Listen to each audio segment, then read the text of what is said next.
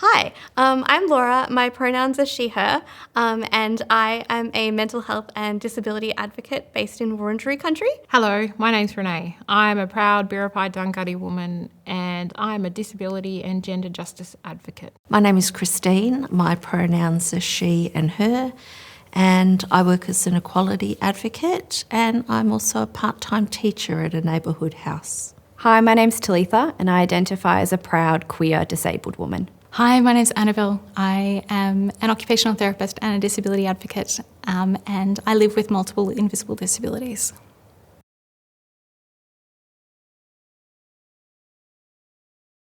Violence means an act that is intended to intimidate, frighten or hurt another person.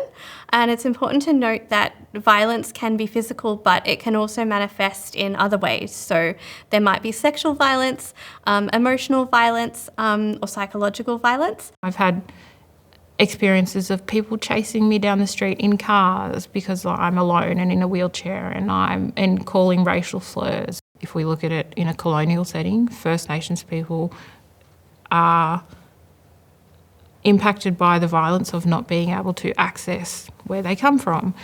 Disabled people are subjected to violence because they're not able to access where they need to go. It's all about control and access to things. Too many people just think violence against us is hitting or physical, and it's so much more than that. I've heard of disabled women who are immobile and their wheelchairs have been moved out of their reach, keeping them immobile, or their batteries have been removed from their electric wheelchairs. It's important to note that violence can be physical, but it can also manifest in other ways. For example, emotional violence, which could occur in the form of a microaggression or an interpersonal interaction that may or may not be intended as violent. I might have 4, 5, 6 different people make a comment about myself or my appearance or my wheelchair. Microaggressions all day, every day. Emotional manipulation by, caregivers or partners. Often partners are treated as heroes for being partners of a disabled woman. A little halo is put on top of their head, and aren't they wonderful, and they have to put up with this and all the challenges of being with a disabled woman, which belittles a disabled woman's value, their innate value as them contributing equally to that relationship. Another type of violence, which is particularly insidious, is sexual violence against women with disabilities. Often it's by a caregiver or a partner, so it can be intimate partner violence. And often women feel that they can't address that with authorities because they're reliant on that person, either financially or physically or emotionally. So they're stuck in that violent situation. When a woman goes to report that they've been raped and they go in with their caregiver, the therapists often talk to the caregiver, not the victim, and often the caregiver is in the room, so it doesn't allow them to speak openly, especially if the caregiver is the perpetrator. The other type of violence that disabled women often experience is in relation to reproductive health. Either they are forced to go on contraceptives of some sort by caregivers, in some case parents, or medical professionals who believe they know better than the disabled person, what the disabled person wants. You might have a disabled person who really wants to have a child, but being denied that by being put on forced contraception. And then you also get cases of disabled people who don't want to have children and who are raped and are forced to go through with a pregnancy.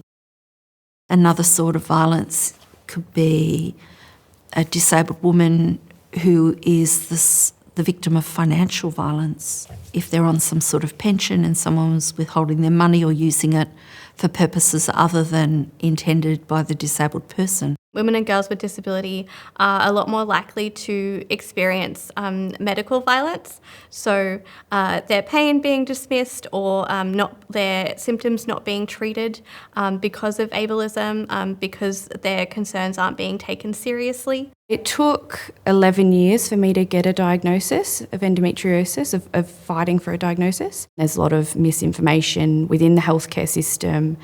I don't get taken as seriously.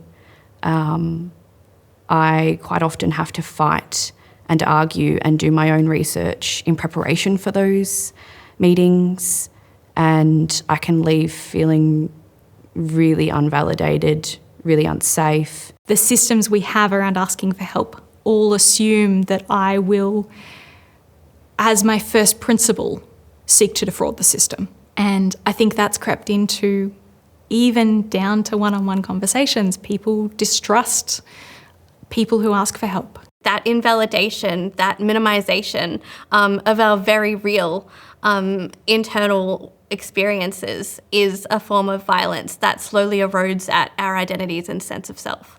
It's very obvious to me why there is so much violence against women and people with disability. And it's almost like being defeated and being deflated by it. And so you have less capacity to deal with the microaggressions or the ableism or the sexism or whatever gendered violence or whatever other barrier there is to just me living. Yeah. So often people could think that interaction only lasted a minute. But if you're having those interactions like minute after minute, hour after hour, every single day of your life, that impact is going to be psychological. But as we know, stress manifests in the body. So that impact is also likely going to be physical. Those underlying things that can affect and cause the violence being social isolation, economic hardship, lack of financial independence, a lack of accessible housing. All of those things erode the basis for disabled women and girls, and it creates a very unstable foundation for us, which can lead to us being the victim of violence.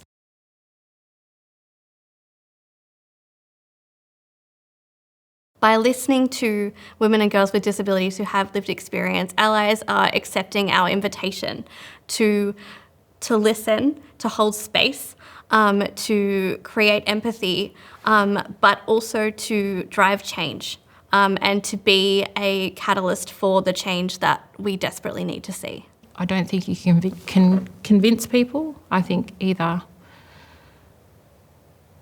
they need to come to that on their own. And seeing me as a human being, as a person with goals and aspirations. I would like to see change in the healthcare system, in the ways that women and girls are treated. I would also like to see change in the education system, where women and girls are given a platform that is equal to that of men and people of other genders. And I would also like to see our disability systems and service providers adjust to the needs of the disability community, which we voice quite vocally as and when we need them. Addressing ableism and gender inequality in our workplace and communities has to have a multifaceted approach. We need to provide spaces that make women feel safe. That is a big process, but it doesn't mean that we shouldn't try. And it also doesn't mean that we can't make small changes to improve the whole landscape.